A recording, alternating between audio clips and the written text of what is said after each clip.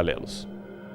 Os editores ainda do documentário afirmam que a história da ressurreição de Jesus era uma adaptação do mito romano de Átis, uma divindade muito popular no Império. Eles afirmam que Átis, tal como Jesus de Nazaré, foi crucificado, morto e ressuscitou no terceiro dia.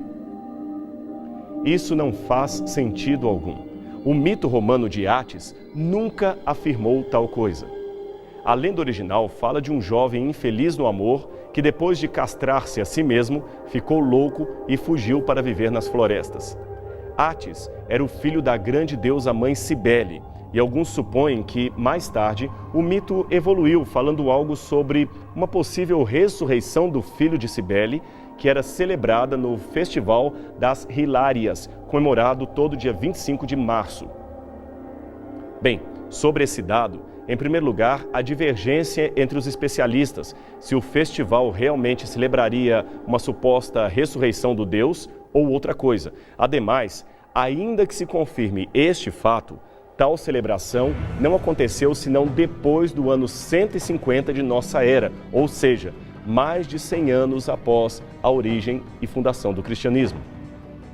Sendo assim, se houve mesmo tal celebração e uma conseguinte influência de um relato sobre o outro, certamente o relato cristão, que é mais antigo, é que serviria de inspiração para o segundo, e não o contrário, como diz o documentário.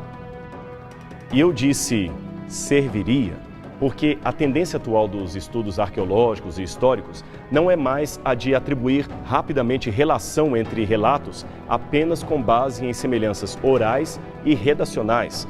Veja, por exemplo, Júlio Verne escreveu um romance no século XIX sobre a ida do homem à Lua, e nem por isso vamos dizer que o programa espacial americano, surgido posteriormente, seria inspirado em Júlio Verne.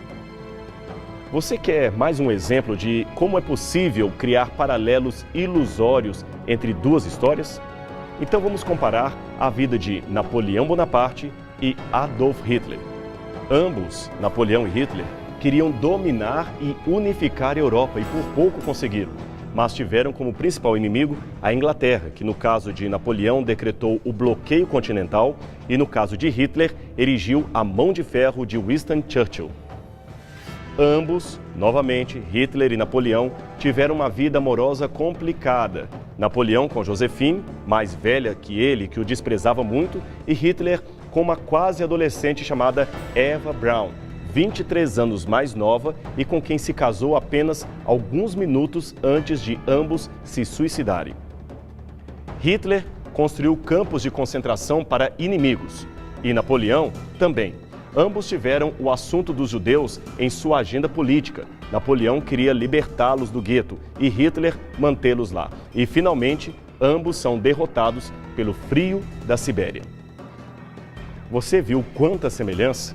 Já pensou alguém propor um documentário dizendo que Hitler nunca existiu e que a sua história seria um plágio da história de Napoleão?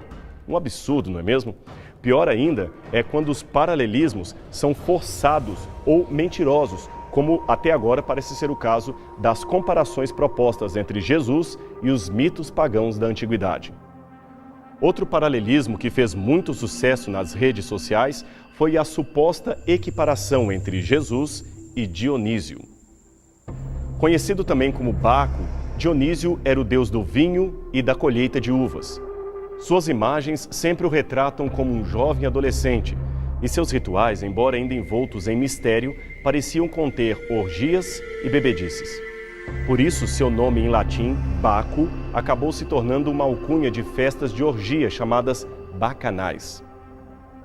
Das várias versões clássicas de seu mito, a mais conhecida é aquela que conta a aventura amorosa de Zeus e sua amante Semele.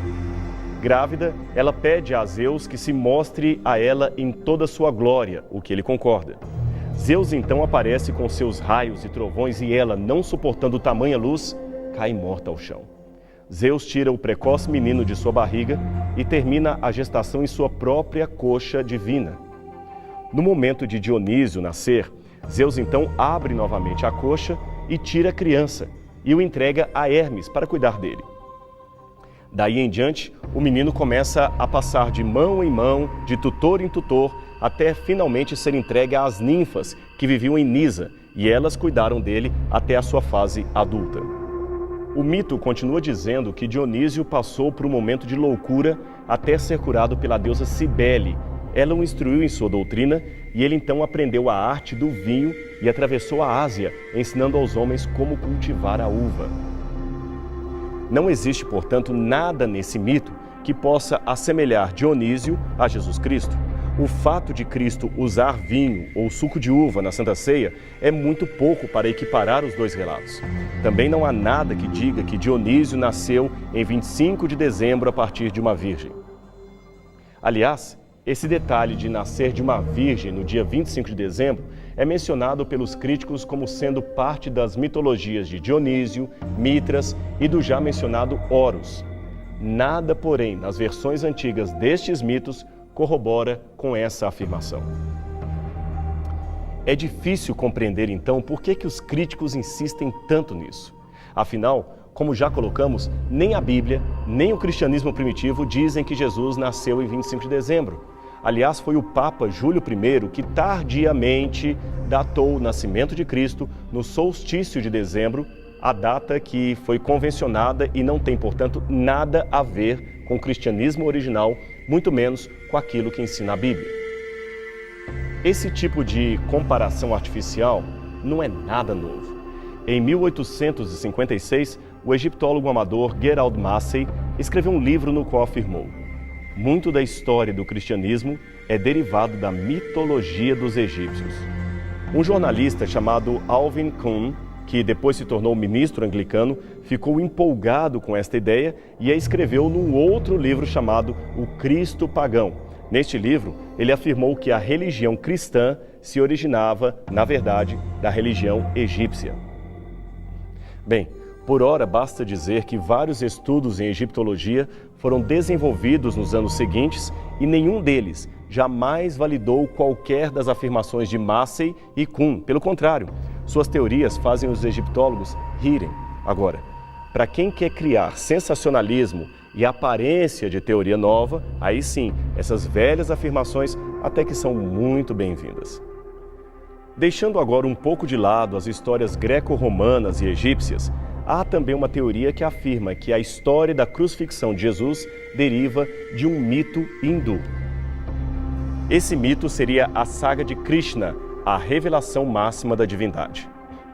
Olha, eu já li mais de uma vez o Bhagavad Gita, o livro sagrado dos hindus que conta a história de Krishna, e não me recordo de ter lido ali nada que possa ser associado à crucifixão de Cristo. O que o texto do Bhagavad Gita diz é que Krishna morreu vítima de uma flechada acidental que ele tomou quando guerreava ao lado de Arjuna. Depois disso, a sua alma foi levada ao paraíso e não houve nada que se possa chamar de ressurreição da carne. Mas como não sou especialista em religião hindu, vou deixar com você a opinião de um doutor no assunto, o professor Edwin Bryant, que leciona hinduísmo na Universidade de Rutgers. Ele é o autor ainda do livro Krishna, a Saucer Book, e da tradução inglesa do Bhagavata Purana, A Vida de Krishna. Agora veja o que ele escreveu quando lhe perguntaram sobre uma possível relação entre a crucifixão de Jesus e a suposta crucifixão de Krishna. Veja o que ele disse. De onde tiraram isso? Essa ideia é completamente absurda e sem sentido. Não há absolutamente nenhuma menção em lugar algum que afirme que Krishna ou qualquer outra divindade hindu tenha sido crucificada. Observe. Diferente desses relatos, a história de Jesus não é uma representação simbólica da morte e renascimento, muito menos uma paráfrase dos cultos da fertilidade.